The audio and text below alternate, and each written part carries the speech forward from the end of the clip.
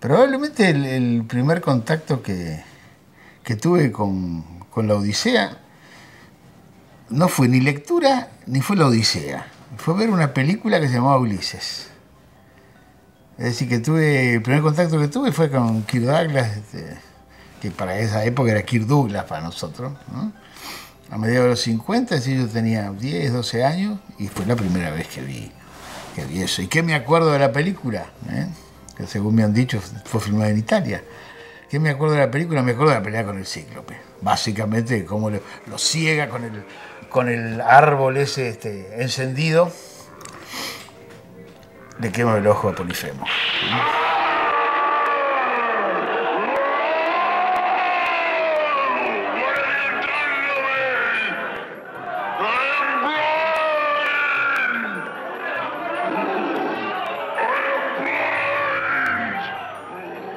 Eso es la imagen más fuerte que tengo.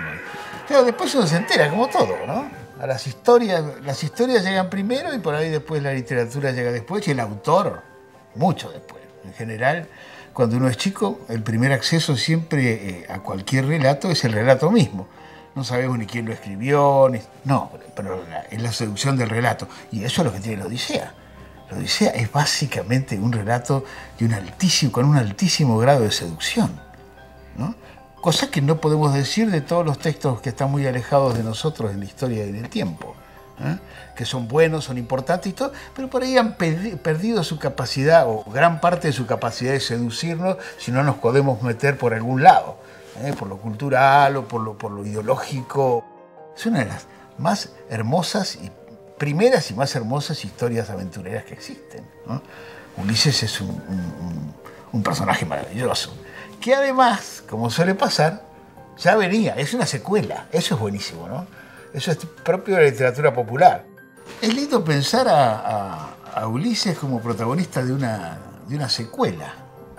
Quiero decir, en el sentido de que en la literatura popular, o en la narrativa popular, o en los relatos populares, ya sean de cine, de tele o de novelas, cuando hay una obra exitosa y hay algún personaje que se destaca, etc., suele a través del impacto que tiene en el público, desarrollarse ese personaje.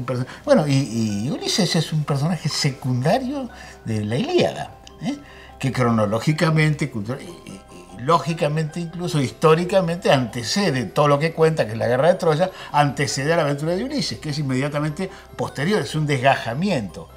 Porque de los personajes y de la periferia de personajes de los troyanos y de los griegos que participan de un modo u otro en la Ilíada, ¿no es cierto? Que es la conquista, es la guerra de Troya, la Ilíada, la guerra de Troya. De ahí salieron un montón de personajes que están en toda la literatura griega clásica, pero sobre todo en el área dramática, ¿no es cierto? En cambio, Ulises es el aventurero, ¿no? El aventurero. ¿Y qué tipo de aventurero era Ulises? Es decir, Odiseo. Ulises tiene dos nombres, ya sabemos, ¿no? El original es Odiseo, Odiseus, por eso se llama Odisea, la Odisea, las cosas que le pasaron a Ulises. De algún modo, Homero, de todos los personajes de la Ilíada, de todos los héroes de la Ilíada, que son un montonazo, elige uno de ellos, un héroe muy peculiar, que estaba en la periferia, no era Aquiles, estaba en la periferia de los héroes griegos.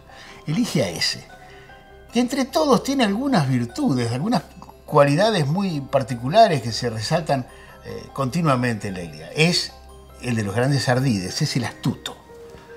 Odiseo es el astuto, el vivo. No se caracteriza ni por su ¿cómo podríamos decir? Por su exuberancia física, ni es autor de grandes hazañas, pero es el que se le ocurrió lo del caballo, por ejemplo. Es el más inteligente, el más astuto, el más sagaz y por lo tanto con cierto grado de amoralidad, con cierto grado de practicidad a nivel ético.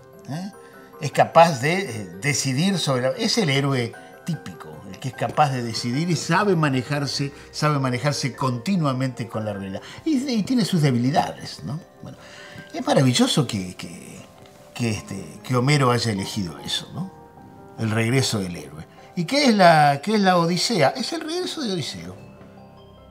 Es un itinerario. Si la Ilíada contaba una guerra, y era una obra colectiva, coral, digamos, incluso con los dos bandos y con grandes personajes de los dos lados, cosa que se ve muy bien en la última adaptación que hicieron para el cine, la de Brad Pitt, digamos, Troya, que es una hermosa peli, está muy bien contado todo.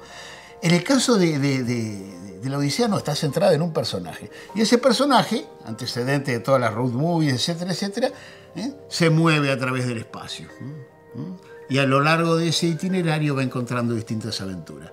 Tantos relatos míticos empiezan así, ¿no es cierto? Y tantos relatos míticos se han construido luego así. Tantos relatos emblemáticos, que es el regreso del héroe. El héroe cumplió su misión y ahora regresa a su casa. Es largo el camino a casa, muy largo el camino a casa. El regreso a Ítaca y el regreso a su casa, a su hijo y a su mujer es el motivo, la zanahoria que lo mueve a Odiseo / Ulises. Es lo mismo que el Eternauta en algún momento. Todo lo que le pasa al héroe, en última instancia, para volver a casa, ¿no? Va y después vuelve.